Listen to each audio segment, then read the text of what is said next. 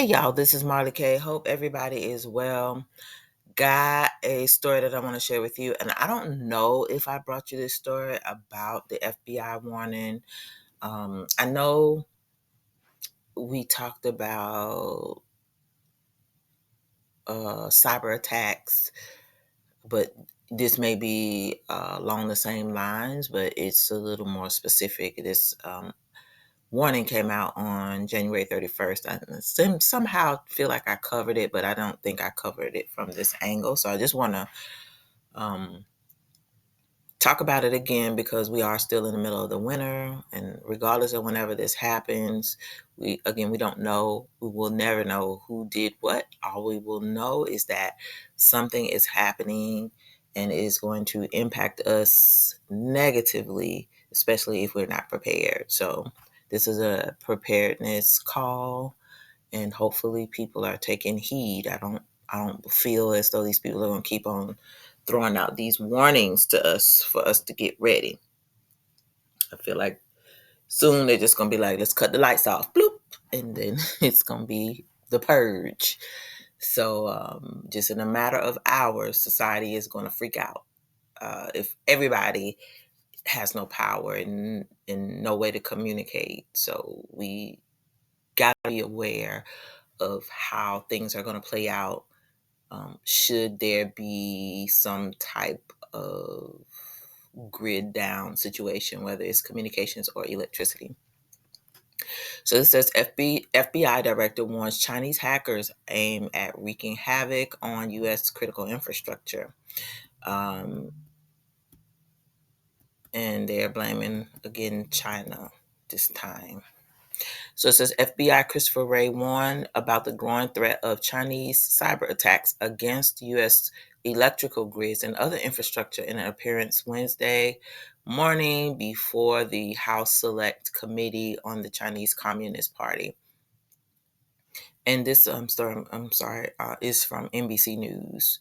So it says China's hackers are positioning on American infrastructure in preparation to wreak havoc and cause real-world harm to American citizens and communities if or when China decides the time has come to strike, said excerpts of Ray's prepared testimony released by the FBI.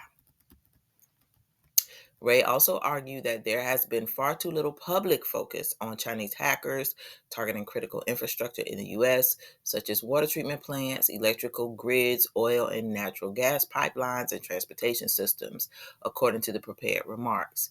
And so those are things that we need to also be prepared for. So again, I always tell you, if you have a vehicle, you need to have extra gas cans. You need to fill those gas cans to capacity, store them someplace safely, so that when or if the situation arises and you need to travel and you need fuel, you have it.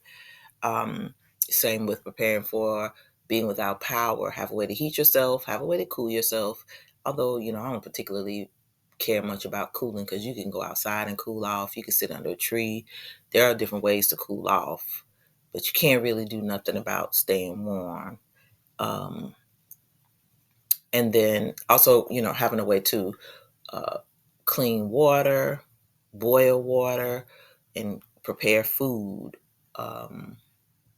if you need that. Um, Water filters and ways again to purify and haul clean water should you need to be able to do that. And you need to be able to be self-sufficient. That's the most important takeaway. You do not want to go to Uncle Sam for nothing. Do you hear what I say?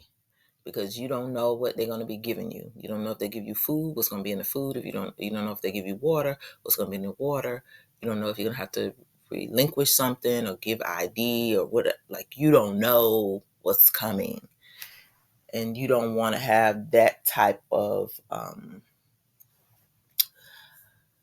You just don't want to be in that situation. So, especially if you have children, like, make sure you have what you need. Again, hygiene items, medicines, disinfectants, cleaning products, and comfort items. Make sure you store away some comfort items for your kids. Put them in bins, put them in things where they can't see them. So when you need them, you can issue out a bag of potato chips or canned lollipops. some type of snacks, toys, uh, games. Like I told people last year, you can always go to the thrift store. Thrift stores have lots of toys and games, dirt cheap. You can get them, put them in a bin, hide them away. When you need them, just pull them out and you'll have them. It's something new for kids they've never seen, and it will keep them calm. Also, make sure you have stuff for your go bags if you need to leave where you are because things are um, not going well, or there's something catastrophic going on in the community and you're forced to evacuate. And the risk that poses to every American requires our attention now, his prepared testimony said. As Ray testified, the Justice Department and the FBI announced they had disabled a Chinese hacking operation that had infected hundreds of small office and home routers with botnet malware that targeted critical infrastructure. The Justice Department said the hackers, known to the private sector as Volt Typhoon, used privately owned small routers that were infected with KV botnet malware to conceal further Chinese hacking activities against the U.S. and foreign victims. Ray addressed the malware in his testimony, emphasizing that it targets critical infrastructure in the U.S., which means they had to know where people worked, who people were affiliated with, and do some type of testing in order to target certain people who had access to those infrastructure um, sites that they wanted to target. If this is actually so, just say allegedly. The Volt Typhoon malware enabled China to hide, among other things, pre-operational reconnaissance and network exploitation against critical infrastructure like our communications, energy, transportation, and water sectors. Steps China was taking, in other words, to find and prepare to destroy or degrade the civilian critical infrastructure that keeps us safe and prosperous, Ray said in his testimony. So this kind of reminds me of the end of the Leave the World Behind movie when the guy, Mahershala Ali, was talking about the ways to bring down a nation is the most cost-effective way, and this would be the most cost-effective way. Now, who's doing it? I don't know. We ain't gonna say. They say China. We don't know. I'll just leave it at that. In any event, if you take down communications, energy, power, transportation, means for people to get back and forth to work or move, go to the store, what have you, and get to the doctors, yada, yada, yada. And then, or energy would even include oil, natural gas and oil. So you can heat, you wouldn't have fuel.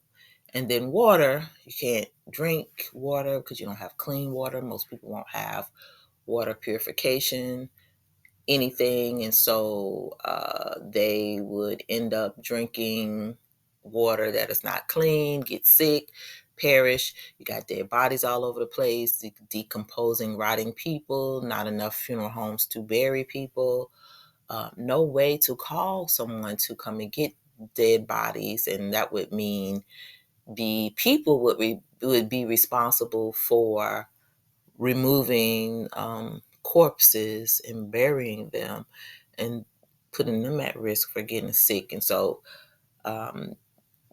most people don't think that far down the road and what life is going to look like when all this stuff happens, if it happens, um, you know, in order or simultaneously.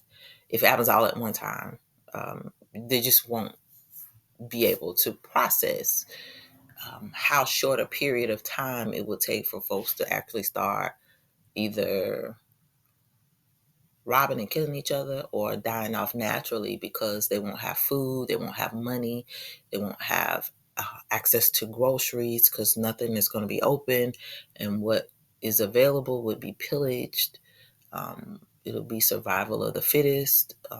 So it has the potential to be a devastating impact on the people. But if you want to take over a country or bring a country down to its knees, that's what the movie was saying. Basically, this is how you do it. And for years, we've been getting these stories about somebody hacking, state government information, tax revenue office, the public health system, so on and so forth. So these people know everybody that's in this country. If you got a social security number, if you haven't worked, everything has been hacked. So, and again, I don't know who hacked anything. We just know stuff has been hacked. Stores have been hacked. Banks have been hacked. Websites have been hacked. So there's not anything that they don't know about our infrastructure. And they've been doing this since like during the Obama administration, as I can recall. Um, so, you know, I just, it's not a matter of if, it's just when. And so you have to be prepared for the when. You don't even know who is going to be responsible, because all these nations have the capabilities, these first world nations have the capabilities to do anything they want to, including mask who did it and assign responsibility to somebody else when another nation did it. So you'll never know who did what in this age of kinetic warfare and 5G, I guess that's what you call it, warfare. So it says the majority of routers affected by the hackers were vulnerable because they had reached end of life status and could no longer be supported by the manufacturer's security patches or other software updates, the Justice Department said. The court authorized Operation deleted the malware from the routers and took additional steps to sever their connections with the botnet. At Wednesday's hearing, the Director of Federal Cybersecurity and Infrastructure Security Agency, Jen Easterly, testified that Americans should expect efforts by China to wage influence campaigns online relating to the 2024 election. However, she added that she was confident that voting systems and other election infrastructure are well defended. Don't nobody care about no voting, child. To be very clear, Americans should have the confidence in the integrity of our election infrastructure. It don't matter if you have integrity in the election infrastructure if the whole system is corrupt, as far as I'm concerned, as a Black American. So voting is the last thing I'm concerned about. I just don't care. I don't care if two people vote and the one decide, it's a tie. I don't care. That's where I am. I don't care. It doesn't benefit us as a collective, and it never has. So to each his or her own, but I don't care. I care more about the lights and water and the supply chain breaking down, because people won't be able to get their medicines. People can't get food. Mothers who have babies won't be able to feed their children. People have young children relying on public assistance won't be getting those supports. It's going to be a mess.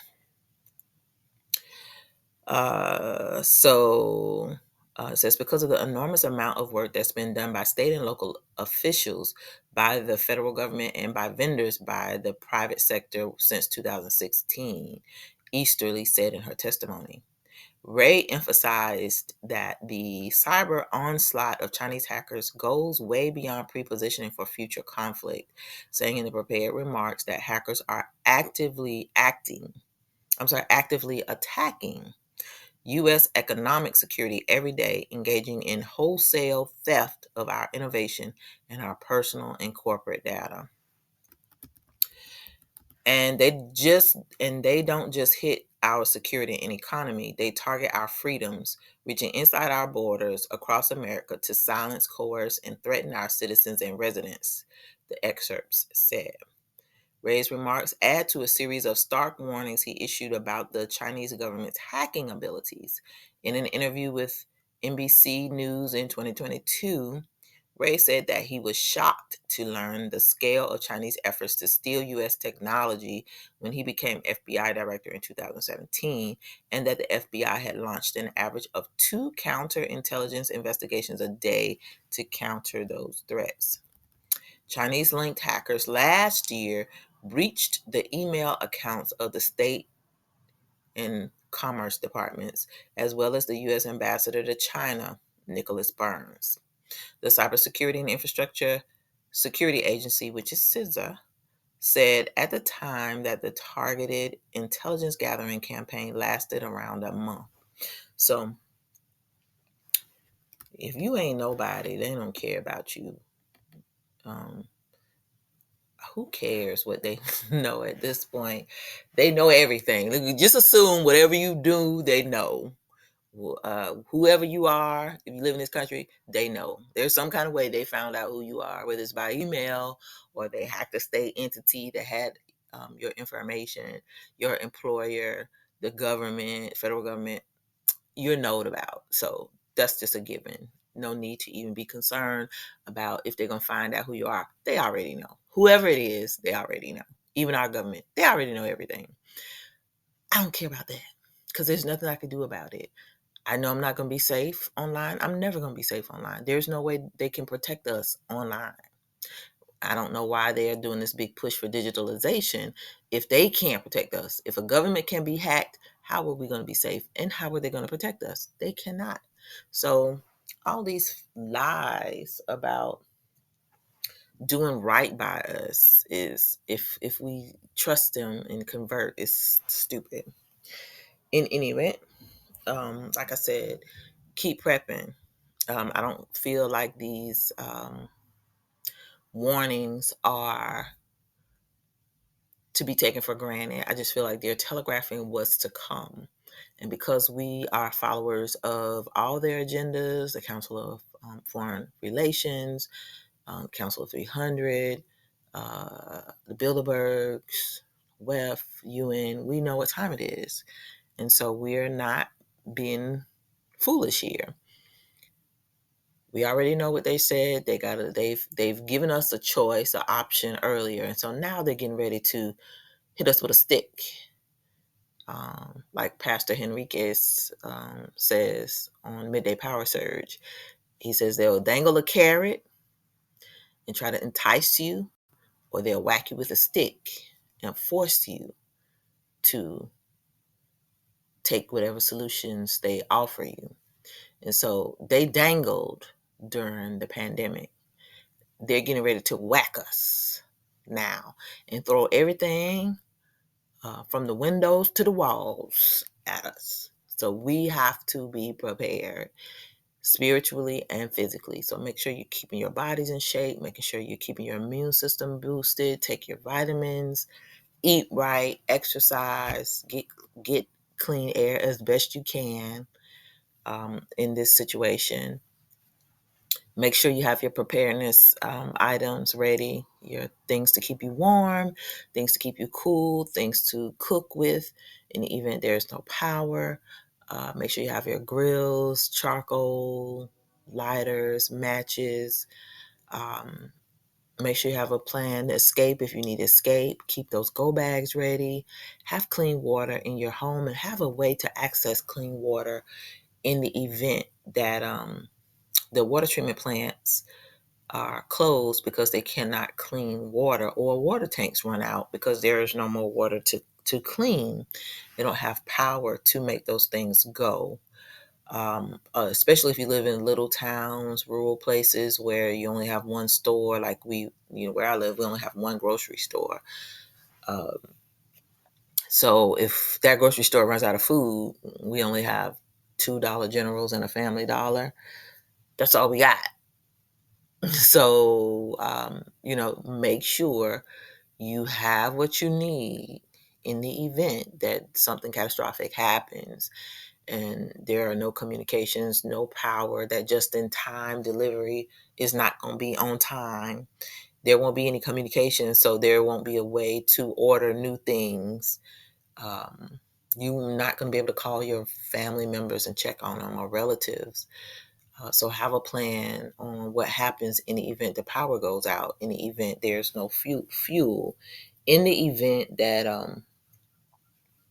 the grid goes down, and you go a significant amount of time without power, and there are no communications. So you should have a plan for a lot of different scenarios.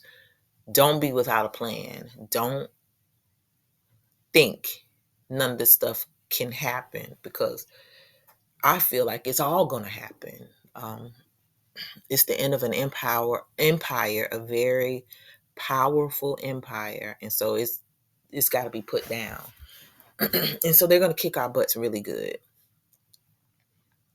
and try to take out as many of us as they can. So do what you can to keep yourselves encouraged. Keep prepping, keep praying, keep seeking the Most High. Make sure that you are repenting for your sins daily, and keep watch. Don't get tired of keeping watch. I know it just seems like it's doom and gloom, doom and gloom. That's the time we are living in. We ain't living in a good time. I don't even understand how people walking around here happy and drinking and unconcerned and not looking.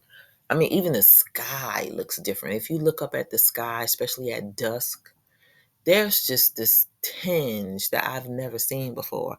I've only seen it like if you live close to the beach, and you have the beautiful sunsets in the evening and the beautiful sunrises in the morning.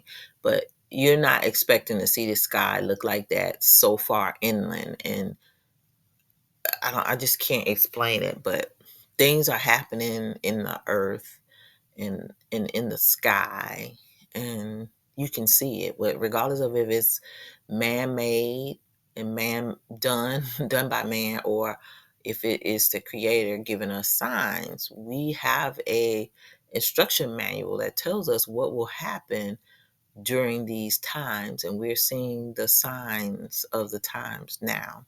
So if you are not paying attention, um, and keeping watch, you should be, because we never know when the hour is going to come where everything that was ceases to exist, and we are finally in this new gladiator phase where we got to try to endure to the end, and um, make it to see, um, you know, our Redeemer. So, with that said, prep, y'all. Somebody is planning on taking down all of our infrastructure, our critical infrastructure, things that we need to survive. So in order to endure to the end, you need to be preparing. At least have stuff to carry you for a couple of months. I say a year. Within a year, within a couple of weeks, you're going to see how tough it is, and you're going to be figuring out some alternatives. Life will change for all of us. Get those gardens started. Get those seeds if you haven't ordered them or went to the store and purchased them.